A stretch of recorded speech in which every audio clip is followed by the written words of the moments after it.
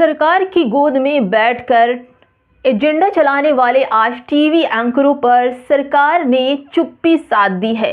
जी हाँ, ये खबर बहुत महत्वपूर्ण है। जो सांप्रदायिकता के नाम पर दंगा फैलाते हैं, वो ऐसी बातें लेकर आते हैं जिससे पूरे देश में आग का काम करे। ये टीवी एंकर सिर्फ एंकर ही नहीं है, ये वो जहरीले कीड़े हैं जो पूरे समाज को अपनी जहरीली बातों से धीरे धीरे चरते चरते उसे खोखला बना रहे हैं। मैं क्यों कह रही हूँ, ये पूरी वीडियो देखने के बाद आपको समझ आएगा। नमस्कार, मेरा नाम है शैला और आप देख रहे हैं शैला नाहिद ऑफिशियल।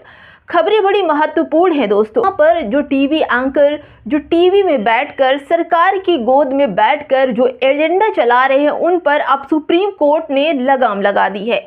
पहली खबर है अमीश देवगन की न्यूज़ 18 की, जहां पर श्रद्धा आफ्ताब के जो केस था उसको एक सांप्रदायिक मुद्दा देकर पूरे देश में ये खबर फैला दी कि आफ्ताब किसी दूसरे समुदाय का लड़का था, दूसरे धर्म का लड़का था, इसलिए उसने श्रद्धा का मर्डर इतनी बेरहमी से किया। लेकिन क्राइम तो क्राइम होता है।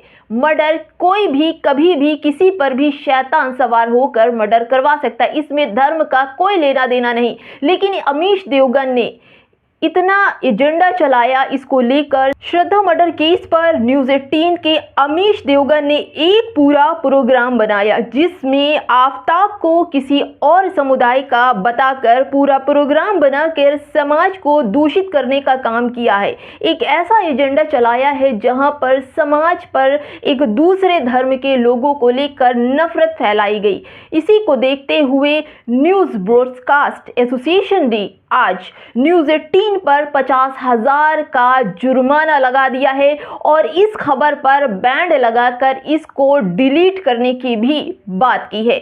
वही बात अगर हम करते हैं तो आगे देखते हैं सुधीर चौधरी की।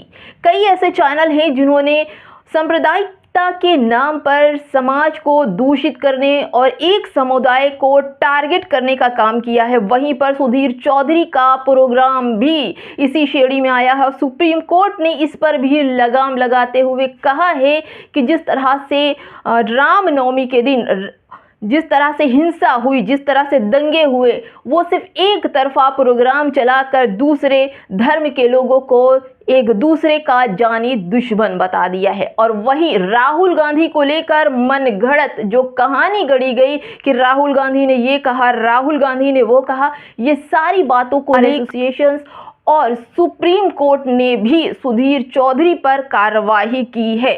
ये खबर काफ़ी चौंकाने वाली है। जो लोग गोदी मीडिया की तारीफ में लगे होते हैं, सरकार की गोद में बैठकर सांप्रदायिकता की बात कर रहे हैं और सांप्रदायिकता फैलाकर लोगों के दिल दिमाग में घुसकर जो जहर बोने का काम कर रहा है, वो है गोदी एंकर। ये गोदी एंकर ही नहीं है, बल्कि ये ऐसे दूषित कीड़े हैं जब भी किसी शुद्ध समाज में घुस जाएं तो उसके मन मस्तिष्क के चर कर ही बाहर निकलते हैं। तो तीसरी खबर में आगे बता दूं कि तीसरी खबर क्या है और किस पर हुई। भारत टाइम्स, जी हाँ, ये भी कुछ ऐसे चैनल हैं जो गोदी चैनल कहे जाते हैं और अक्सर आप लोगों ने देखा होगा कि नो भारत टाइम्स की एक रिपोर्ट है कि जहां पर इंटरकास्ट मैरिज को भी लव जिहाद का एंगल देकर 2-2, 4-4 दिन डिबेट कराए जाते हैं। कुछ ऐसे मौलाना और कुछ ऐसे पंडित वहां पर बुलाए जाते हैं जो डिबेट में आकर एक दूसरे पर जूता चप्पल चलाते हैं।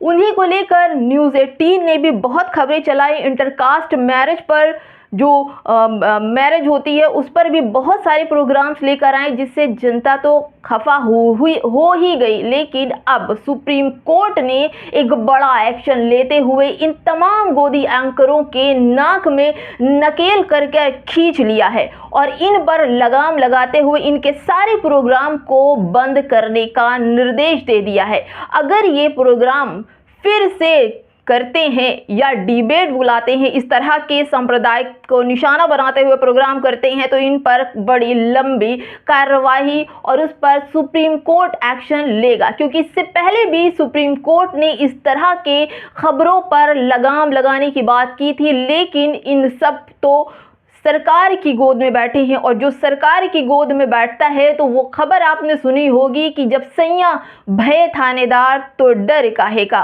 तो इन गोदी एंकरों को किसी का कानून व्यवस्था का कोई डर नहीं है।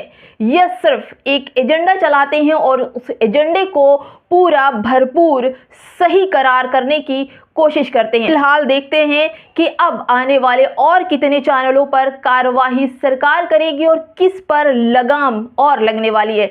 देखते रहिए शाला नाइद ऑफिशियल। अगर आपको अच्छा लग रहा हो तो चैनल को लाइक शेयर सब्सक्राइब जरूर करते जाइए।